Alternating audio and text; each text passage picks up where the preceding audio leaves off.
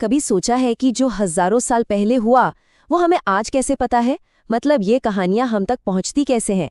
चलिए आज हम एक जासूस बनकर समय में पीछे चलते हैं और देखते हैं कि इतिहासकार अतीत के इन रहस्यों से पर्दा उठाते कैसे हैं। हाँ, तो सवाल यही है ना, कि आखिर हम उन लोगों के बारे में, उन घटनाओं के बारे में कैसे जानते हैं जो सदियों पहले मतलब खत्म हो चुके हैं। देखिए, ये कोई मनगढ़ंत कहानियां तो है नहीं। सच तो ये है कि इतिहास ना एक बहुत बड़ी पहेली जैसा है और इसे सुलझाने के लिए सबूतों के छोटे छोटे टुकड़ों को जोड़ना पड़ता है। तो इतिहासकारों को आप एक तरह से डिटेक्टिव ही समझिए, और किसी भी डिटेक्टिव को क्या चाहिए होता है? क्लूज, यानी सुराग। इतिहास के केस में भी ये सुराग मोटे तौर पर दो तरह के होते हैं। तो चलिए आज इन्हीं सुरागों की दुनिया में थोड़ा और गहरा उतरते हैं। तो सबसे पहले आते हैं वो सुराग जिन्हें हम असल में देख सकते हैं, छू सकते हैं। ये वो सबूत हैं जो जमीन के नीचे से मिलते हैं। इन्हें ही हम कहते हैं पुरातात्विक स्रोत। सिंपल भाषा में कहें तो ये वो सारी चीजें हैं जो खुदाई में मिलती हैं, जैसे पुराने बर्तन हो गए, कोई औजार हो गया, या किसी इमारत का कोई हिस्सा। ये सब हमें उस जमाने की लाइफस्टाइल का एक ठोस सबूत देते हैं। और पता है, इन सुरागों की सबसे खास बात क्या है?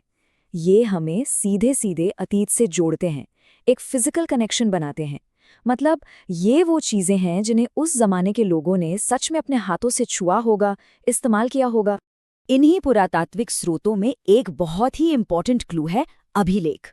अब ये क्या होते हैं? ये पत्थर या किसी मेटल पर लिखे गए उस दौर के ऑफिशियल ऑर्डर्स या अनाउंसमेंट्स होते थे, और इन्हें पत्थर पर इसीलिए उकेरा जाता था ताकि ये हमेशा हमेशा के लिए रहें। चलिए इसका एक जबरदस्त उदाहरण देखते हैं। ये है सम्राट अशोक का एक फरमान जो नेपाल के रुमिनदेई में एक पिलर पर खुदा हुआ मिला है।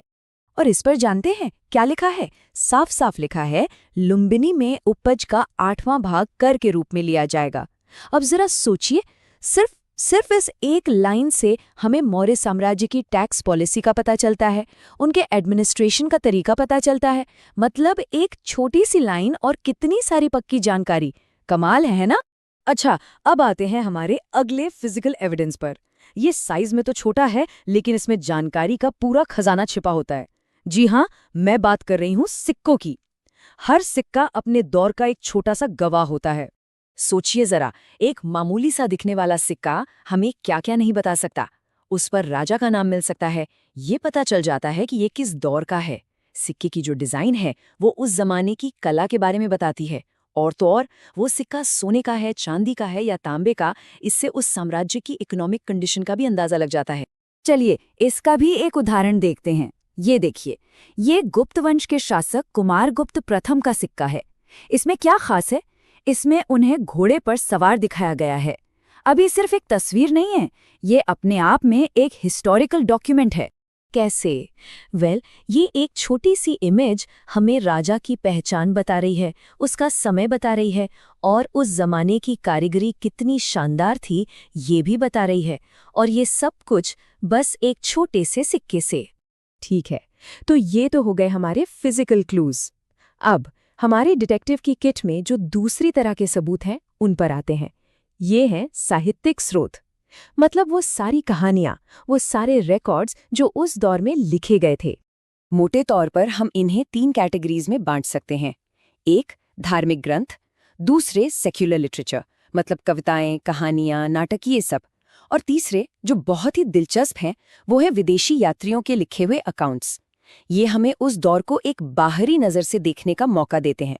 जैसे चीनी यात्री फाहियान ने चंद्रगुप्त द्वितीय के समय के भारत के बारे में लिखा था, और इससे हमें उस सोसाइटी की एक ऐसी झलक मिलती है जो शायद उस वक्त के लोकल राइटर ने उतनी डिटेल में नहीं लिखी हो।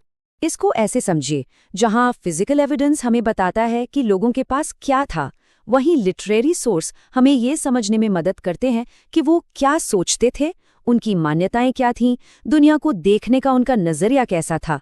हाँ, एक बात यहाँ याद रखनी जरूरी है कि ये अक्सर किसी एक इंसान का पर्सपेक्टिव होता है, पूरी कहानी नहीं। तो अब हमारे डिटेक्टिव्स यानी हमारे इतिहासकार के पास 2 तरह के क्लूज आ गए हैं। एक, जमीन से मिले सबूत, और दूसरे, पन्नों पर लिखे शब्द। अब असली काम शुरू होता है, इन सारे सुरागों को एक साथ जोड़कर पूरी तस्वीर बनाना। तो दोनों में मेन फर्क क्या है? देखिए, आर्कियोलॉजिकल सोर्स यानी पुरातात्विक स्रोत वो चीजें हैं जो अक्सर अनजाने में पीछे छूट जाती हैं। लेकिन लिटरेरी सोर्स वो तो जानबूझकर लिखे गए रिकॉर्ड्स हैं, विचार हैं। तो एक तरह से एक हमें उनकी फिजिकल दुनिया दिखाता है और दूसरा हमें उनके दिमाग के अंदर झांकने का मौका देता है। और यही सबसे सबसे जरूरी बात है। कोई भी एक क्लू, चाहे वो कितना भी मजबूत क्यों ना हो, अकेले पूरी कहानी नहीं बता सकता। एक अच्छे डिटेक्टिव की तरह ही एक अच्छे हिस्टोरियन को भी सारे सबूतों को क्रॉस चेक करना पड़ता है। मतलब सिक्के पर जो जानकारी मिली है उसे उस दौर की किताबों में लिखी बातों से मिलाना पड़ता है। तभी जाकर अतीत की एक भरोसेमंद, एक रिलायबल पिक्चर तैयार होती है। तो जाते जाते एक सवाल, इतिहास कोई पत्थर की लकीर नहीं है, ये तो हम समझ गए। ये एक लगातार चलने वाली इन्वेस्टिगेशन है।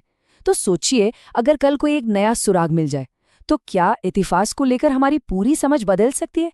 जी हाँ, बिल्कुल बदल सकती है। और पता है, यही बात तो